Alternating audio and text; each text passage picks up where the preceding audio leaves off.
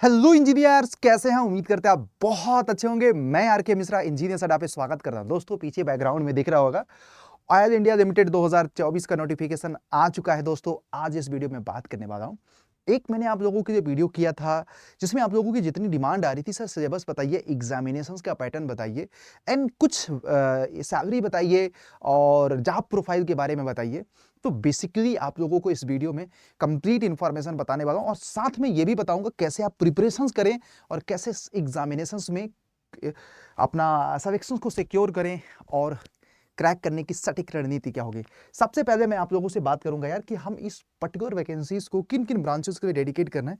तो basically this particular vacancy is dedicated to mechanical engineers and might be electrical वाले बच्चे भी देख सकते हैं। देखिए, 5 तारीख का नोटिफिकेशन है और सबसे बड़ी बात कि ये बीटेक एस्पिरेंट्स के लिए है, पैन इंडिया के लोग भर सकते हैं और इसमें फ्रेशर्स एलिजिबल हैं। और मैं आपको ये भी बता दूं, डिप्लोमा के स्टूडेंट्स स्किप कर सकते हैं। हाँ, ये है कि इसमें जो अगर मैं बात करूं एज कैलकुलेशन की रेफरेंस डेट मानी गई है 29/1/2024।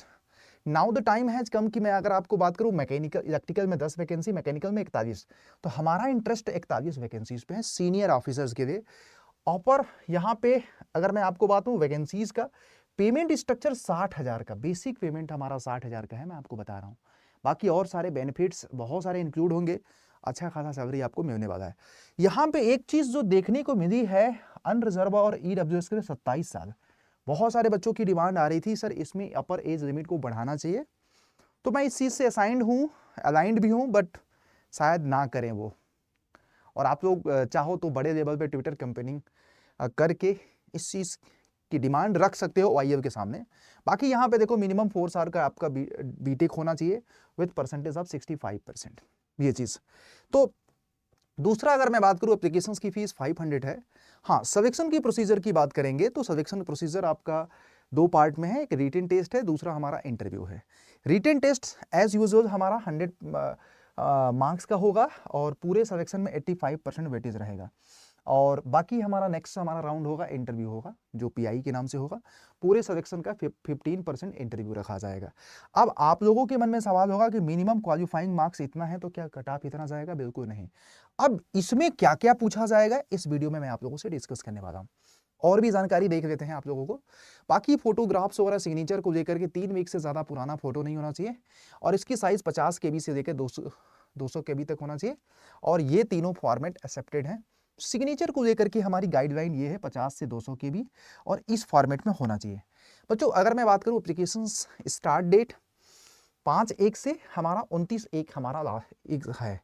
अब दूसरा अगर मैं बात करूँ एग्जामिनेशन पैटर्न की, तो देखो आपको यहाँ पे जो सब्जेक्ट, जो हमारा टेक्निकल सब्जेक्ट है, English and general knowledge, general awareness, question related to oil India limited, 20 questions रहेगा। फिर reasoning, arithmetic and numerical and mental ability के 20 मार्क्स रहेगा।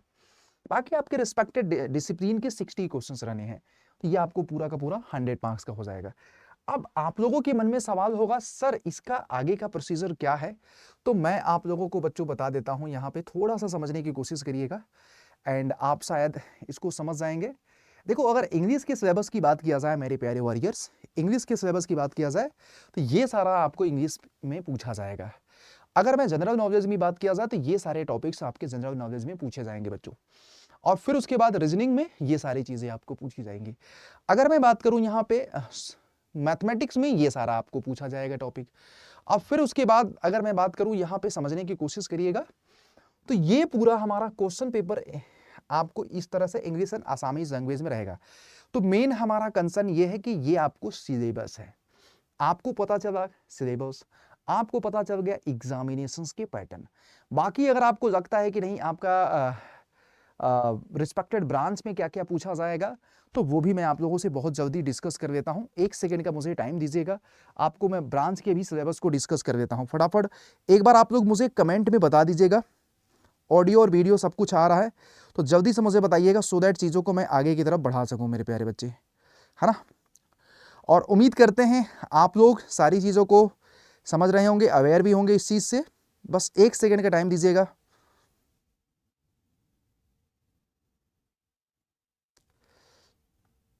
तो जब मैं इसके पेपर को देखता हूं तो ठीक ठाक पेपर का आता है, तो बस 1 सेकेंड रुक जाइएगा बेटा। राइट नाउ तो अगर मैं इसके डिटेल्स, अब टेक्निकल सबसे ज्यादा इंपॉर्टेंट चीज होगा कि यार टेक्निकल में क्या क्या पूछा जाएगा।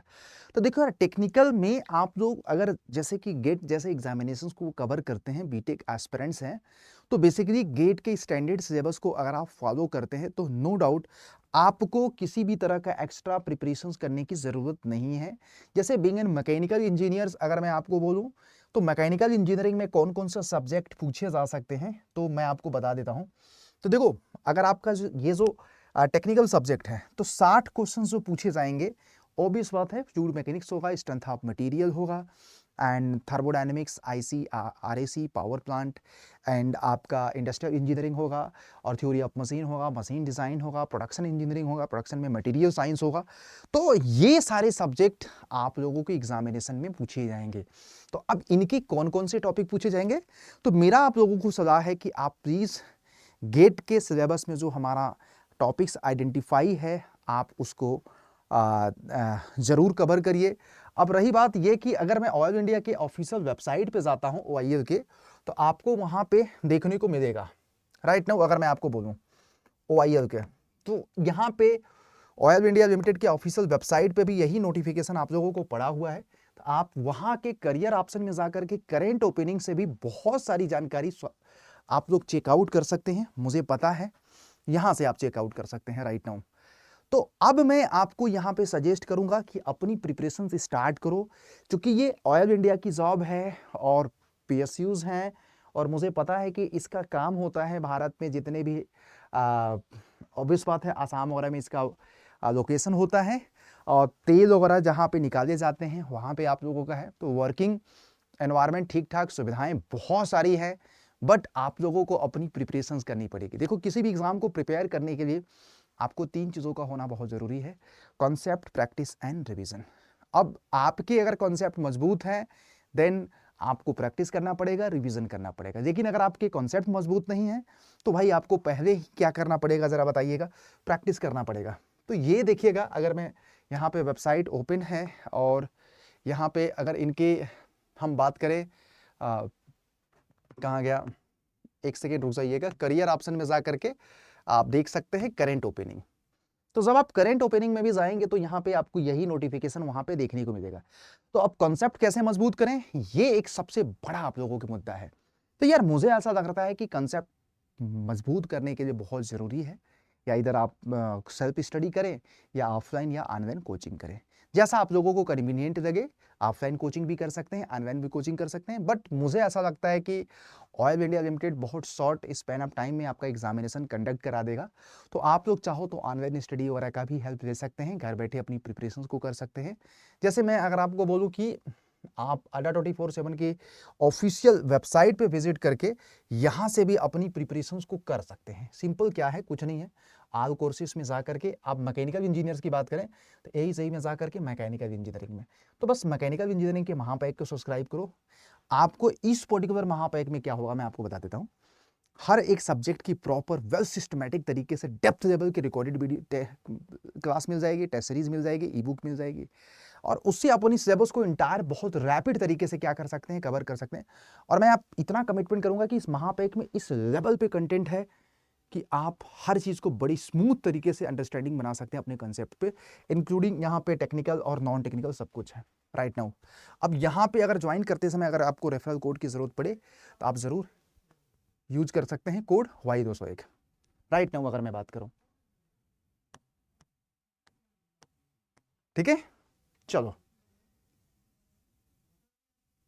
ठीक है, तो तब तक के लिए कीप लर्निंग, कीप वॉचिंग, अपना ख्याल रखिएगा, बाय बाय, टेक केयर, और मिलते हैं नेक्स्ट वीडियो में। तो पूरी कोशिश करेंगे यार आप लोगों के लिए बेहतरीन से बेहतरीन ऐसे ही कंटेंट लाते रहेंगे। तो ज्वाइन करते समय रेफरल कोड जरूर याद रखिएगा, Y201 याद रखिएगा गाइस। ठीक है, thank you guys, thank you, bye bye, take care, and अपना ख्याल रखो। बाकी जॉब प्रोफाइल ठीक ठाक है यार, सैलरी स्ट्रक्चर बहुत अच्छा है, अपनी प्रिपरेशंस को करना। और भी अगर आपको किसी भी तरह की हेल्प की जरूरत लगे आप मुझे बताना वीडियो के नीचे कमेंट में, I will be help you guys. Thank you.